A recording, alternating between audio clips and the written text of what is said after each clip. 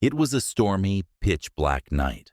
Layla sat in her room, studying for an upcoming exam.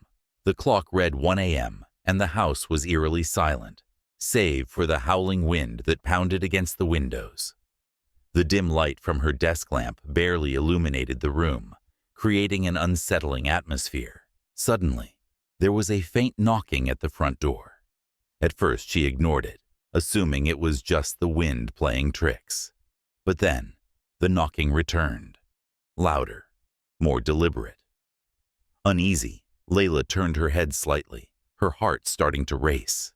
Layla stood up slowly and made her way toward the door. Her footsteps echoed softly in the narrow, dark hallway.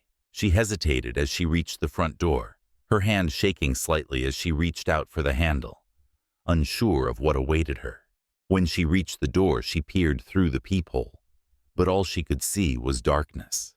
The shadows of the night seemed to swallow everything outside. She tried to calm herself, convincing herself it was just her imagination. As she turned to walk away, a faint whisper broke the silence. "Layla, open the door." Her blood ran cold.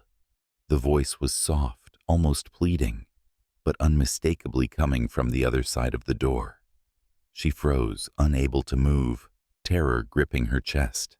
The knocking returned, now steady and rhythmic, as though whoever or whatever was outside had all the time in the world.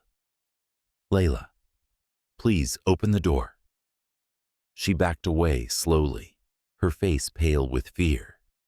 The knocking grew louder, and the voice, now more demanding, echoed through the hallway. "Layla, you can't hide." Desperate, Layla grabbed her phone with trembling hands and tried to call her parents, but the call wouldn't go through. The signal was dead.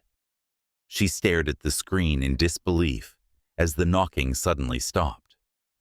There was an eerie silence now, but her fear didn't subside.